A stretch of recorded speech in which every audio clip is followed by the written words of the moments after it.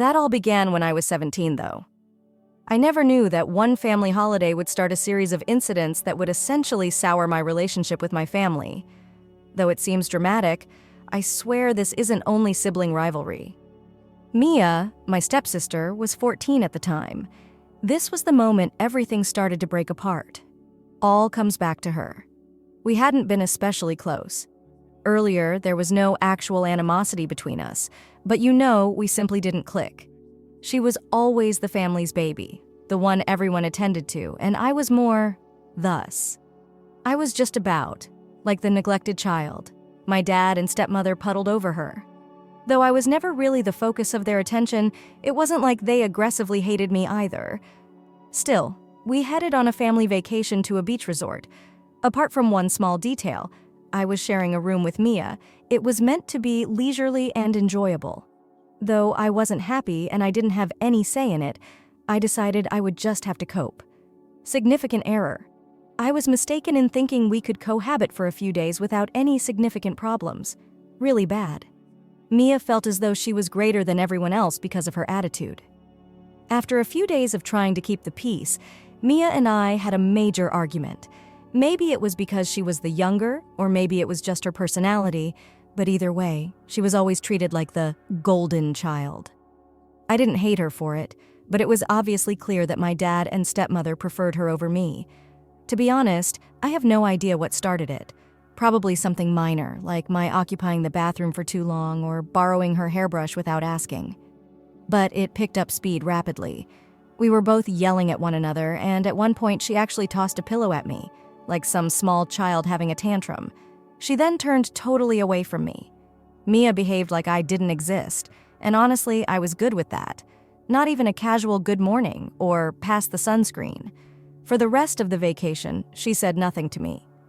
Great, I don't have to deal with her attitude, I thought. The quiet treatment persisted long after we arrived home.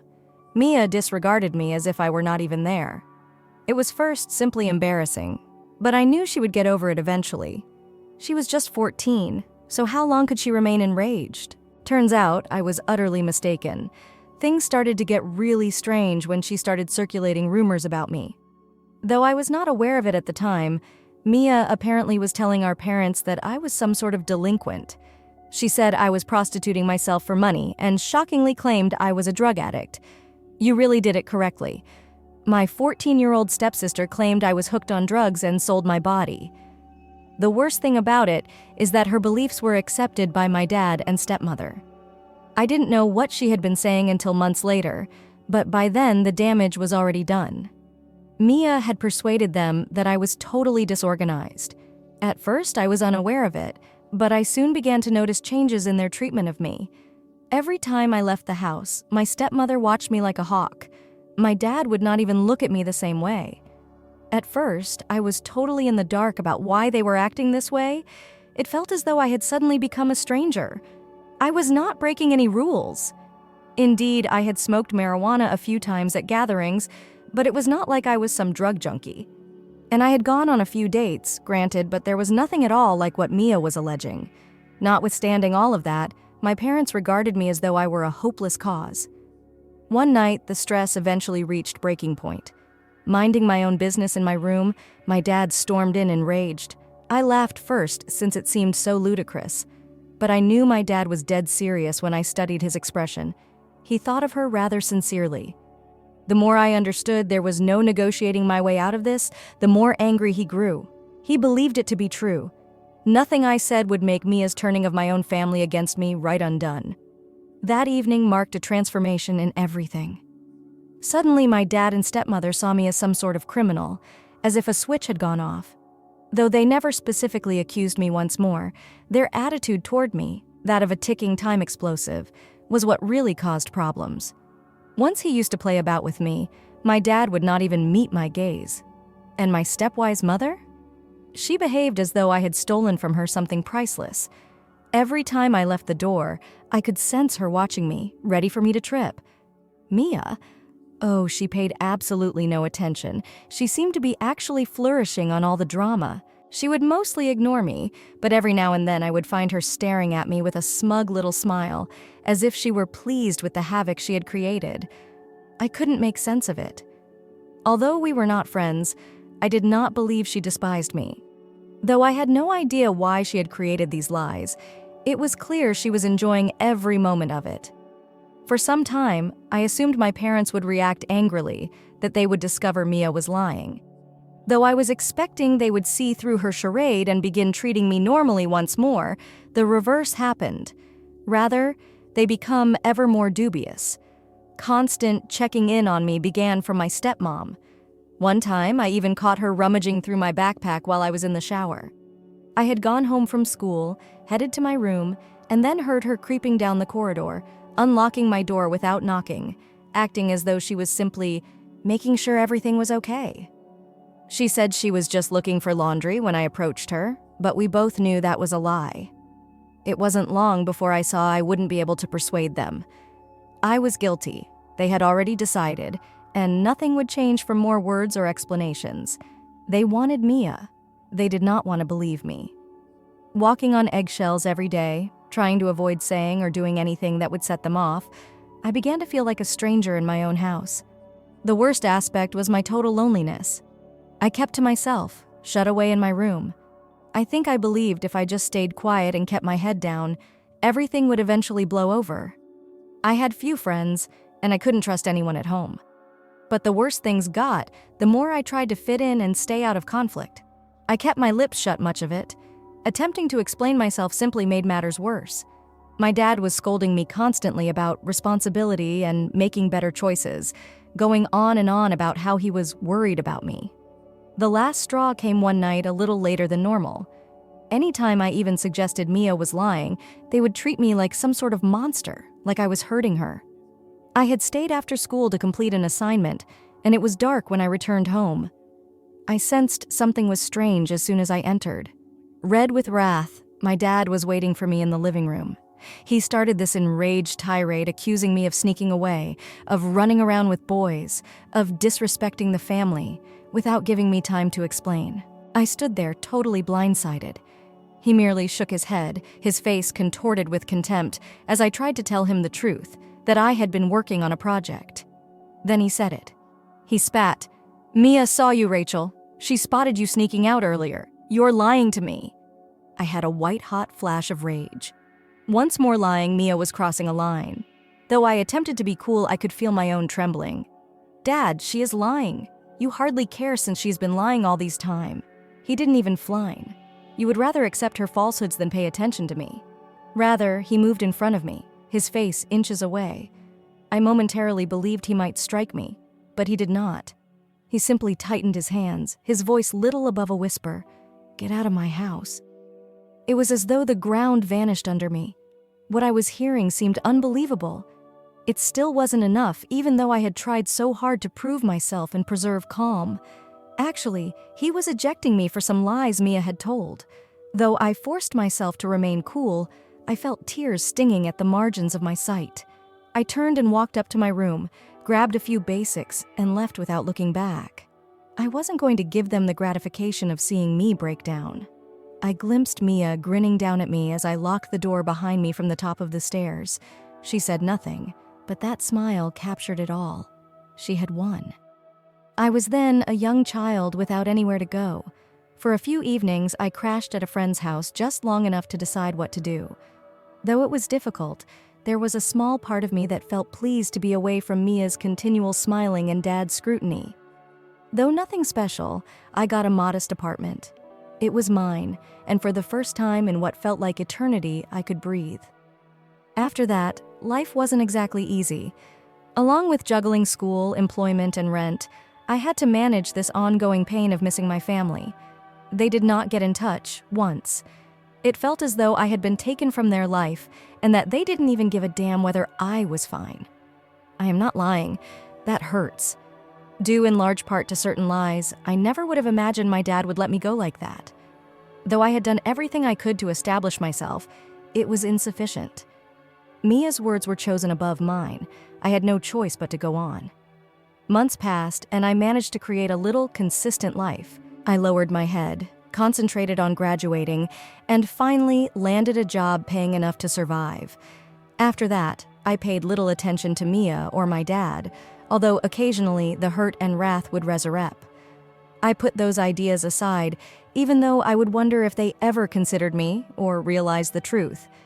There was no use moping about things I could not change. Until one day, I received a telegram that would turn my entire planet upside down once more. It originated with Tyler, Mia's ex-boyfriend. I hadn't considered Mia in so long, so when I came across his name, I nearly passed over it.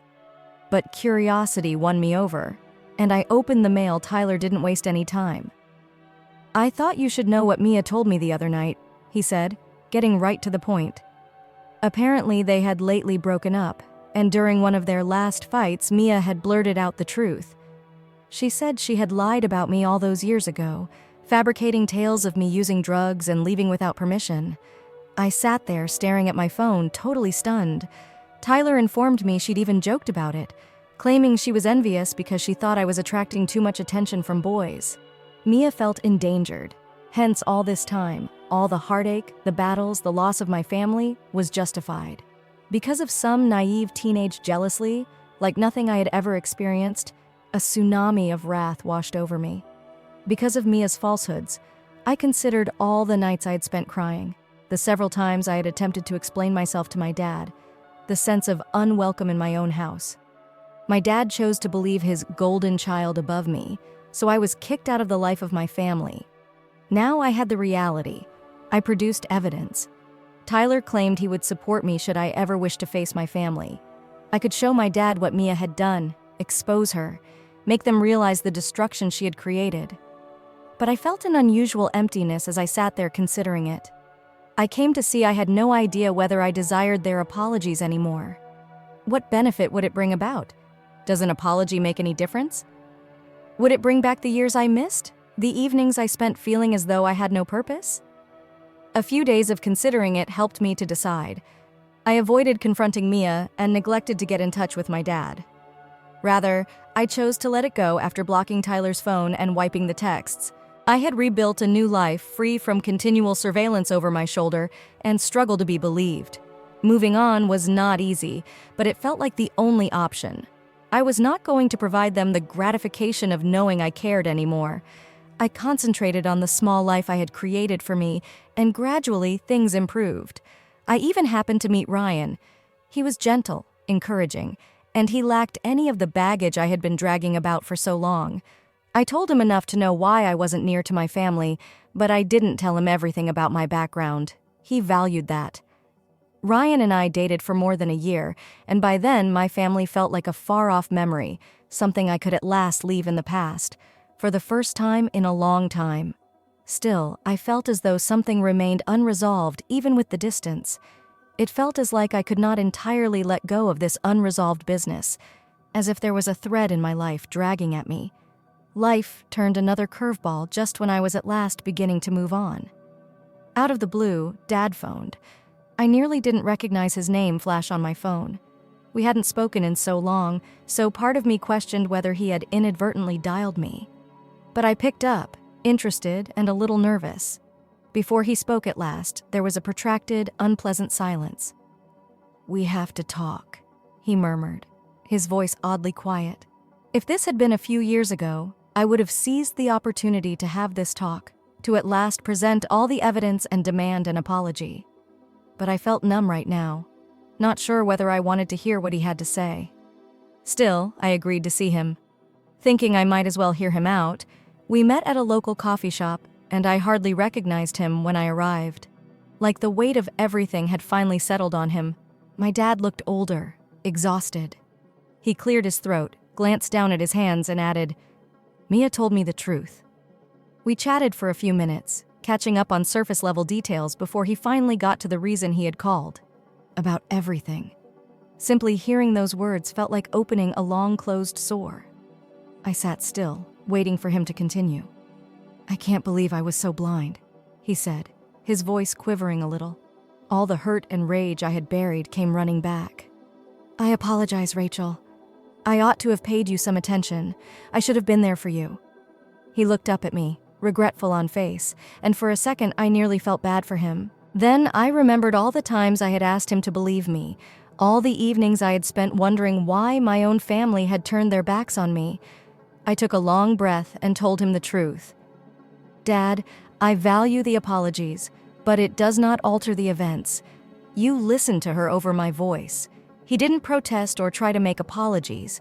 You allowed her falsehoods to ruin our relationship, and now, after all this time, I'm not sure whether I could forgive you. He merely nodded, as if he realized he had lost me, like he understood. Silent for a moment, we both realized this was most likely the end. When we said farewell at last, it seemed definitive, as both of us realized we would never be able to go back. Knowing that I had at last spoken up for myself, I walked out of that coffee shop with an odd sense of finality, and then things returned to normal. Ryan and I were still strong, and shortly enough, we were organizing our wedding. I had spent so long simply trying to survive, trying to put the bits of my life back together, and here I was creating something wonderful with someone who really loved me. Exciting and slightly weird. Naturally, though, it was not so straightforward. Nothing involving my family ever was. I had made early on the decision not to invite Mia to the wedding. On such a crucial day, after all she had done, I wanted her nowhere near me. Ryan agreed completely, and it seemed like a weight taken off my shoulders. I sent invitations to my dad and stepmom, among others. Part of me still hoped that perhaps they might show up, seeing this as an opportunity for atonement. But I expected nothing, and I wanted to avoid setting myself up for disappointment. My dad contacted me a few weeks before the wedding. I could tell right away that something seemed strange when I responded. "We need to talk about the wedding," he said, his voice tight. I felt a hole in my gut right away. Though I kept my voice calm, I felt I knew what this was about. "What's up, Dad?" There was a long stop. Then he inhaled deeply. "Mia's been asking why she didn't get an invite," he continued, and my heart dropped. Of course, it related to Mia. It all revolved around Mia. "Dad, she is not invited," I said with great conviction, attempting to keep my voice cool. "I'm not having her at my wedding." Then he struck me with it. I was not going to let him guilt me into this. If Mia isn't invited, then I can't come either. I just sat there stunned. On my wedding day, my own father was urging me with ultimatum. Invite the guy who split my life apart, else he would not be present. Once more, he was choosing her over me. It was like history repeating itself. "Are you serious?" With a trembling voice from rage, I at last managed to reply, "You have to understand," he began, trying to cool things down. "She's your sister." I lost it at that point since she is quite regretful and wants things right. "Dad, she turned my life upside down. She misled you about me, turned your back on me, and now you're telling I have to let her attend my marriage? Like none of that even happened?" He persisted, trying to reason with me, going on about how family should stick together, how Mia had changed. But I was done listening. I could feel the tears welling up, but I refused to let him hear me cry. I took a deep breath and told him, "If you can't come to my wedding without her, then don't come at all." And with that, I hung up. It wasn't just about Mia anymore. It was about my dad's refusal to put me first, to see my worth, to finally choose me over her. Shaking, I was fighting back tears of both wrath and grief. For a moment, I really felt as though we had progressed, and that he had at last realized how much he had damaged me. When I told Ryan what had happened, he became enraged once more. Nothing had changed here either. He held me close, repeating over and over that I had done the right thing, that I deserved to have a drama-free wedding surrounded by people who really loved me.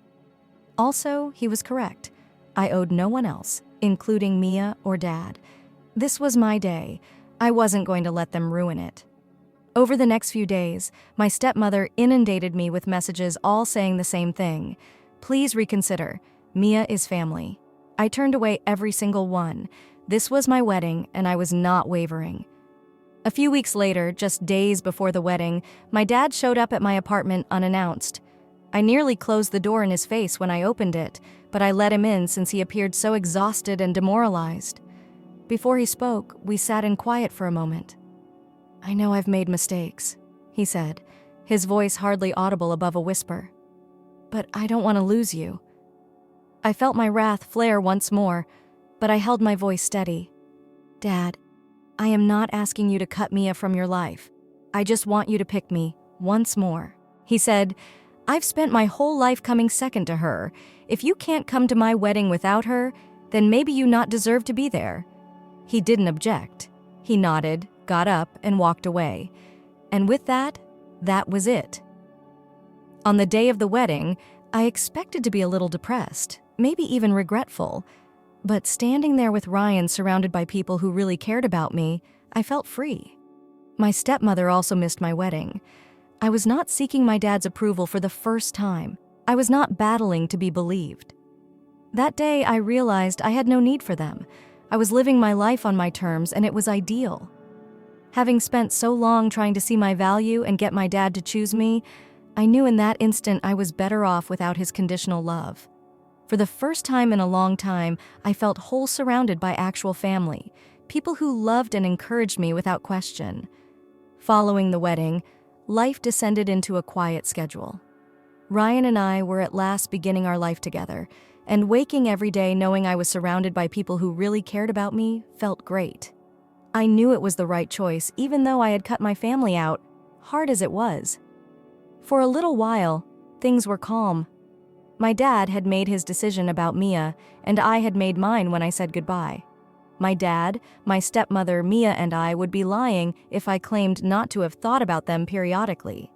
A tiny part of me still missed them. Another part of me wished they had come to their senses and reached out, at last ready to know what they would have put me through. However, I also understood that wishing for that would only be preparing me for letdown. I had let them go, and I had to keep on. A few months after the wedding, my stepmother messaged me. She continued on about how Mia was really sorry, and that I should just forgive her so we could all move on. It was a long, randering text about how they missed me, how they wanted to make things right, and be a family again. Reading it made me nearly laugh. Years of lies and treachery were nothing. Thus, even after everything, they still believed I could simply sweep it under the rug. Though she hadn't even personally reached out, they wanted me to pardon Mia.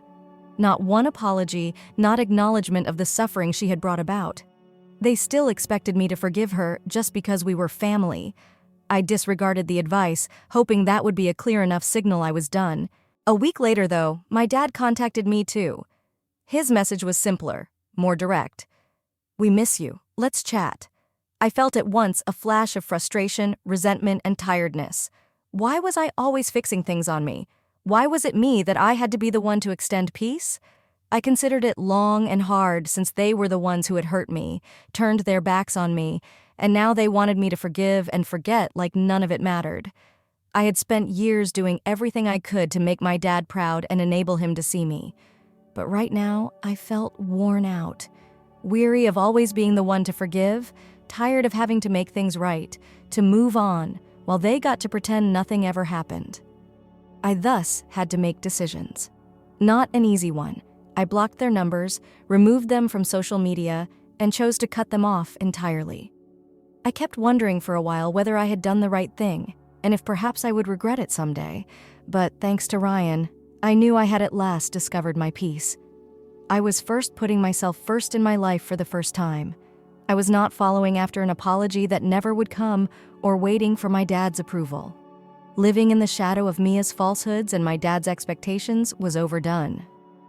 Ryan and I began discussing the future, maybe including children eventually. I was free. More than enough was knowing that we would be starting a family based on respect, love, and trust. Nothing from my history weighed me down. I needed nothing. Of all, life has a weird way of bringing the past back when you least expect it. I had a real family today, people who loved me for who I was, not for who they wanted me to be. About a year after I broke them off, an old mutual friend of Mia's sent me an unannounced note. Their name caught me off guard, as we hadn't spoken in years. Curiosity got the best of me, and I opened the message, "Hey, did you hear about Mia?" My heart skipped a beat at that. No matter how hard I tried to move on, hearing about Mia was always a little upsetting. I said, "No, what happened?" What they told me left me stunned. Mia had hit rock bottom. Apparently, after I left and everything eventually settled, she'd gotten in with the wrong crowd, started dabbling with drugs, and things had spiraled out of hand. It got so terrible that she ended up in rehab following a near overdose. Small-town rumors travel quickly. My dad and stepmother were keeping it quiet, trying to maintain her reputation, but I couldn't lie. I felt a weird mix of feelings reading those lines. One part of me felt guilty. No matter what she had done, I wished her no injury. Still, another side of me had a sinister feeling of fairness. It was difficult to not feel as though this was karma catching up to her after all the suffering she had put me through. She had spent years separating my life, and now her own was falling apart. A few days later, I received another note, this one from my stepmother. It was almost ridiculous, the nerve of it. She wanted me back to be there for the family, to help Mia through this tough time. Following all they had done, they expected me to simply drop everything and come running. It seemed unbelievable. Though I knew I couldn't go back, I was heartbroken for my dad and stepmother. When they turned their backs on me and believed Mia's falsehoods, they had chosen. And now, when all was falling apart, they wanted me back to assist? I considered my response, what to say, if at all. Though a larger part of me didn't even care enough to get furious, part of me wanted to tell them precisely where they could stick their demand. I have already made progress. Their approval or validation was not needed. I did not reply. And you know what? I blocked them, cut that last thread, and went back to living. I was all right. I felt quite at peace for the first time in a very long time. I was not bearing the weight of their expectations or the hurt of their treachery. Sometimes the only way to achieve happiness is to let go of the people who hurt you, even if they are family. As I was enjoying my life and building a future with Ryan, years ahead excite me. I forgot what it felt like to just be loved without conditions after spending so long running after affection and approval. But right now, I possess that. Indeed, it was difficult to let them go. I had a true family, a life I was happy with, and a future full of people who really cared. Ultimately, though, it was well worth it. For my own future, my own happiness, and peace. Walking away is sometimes the greatest thing you can do, and I exactly did.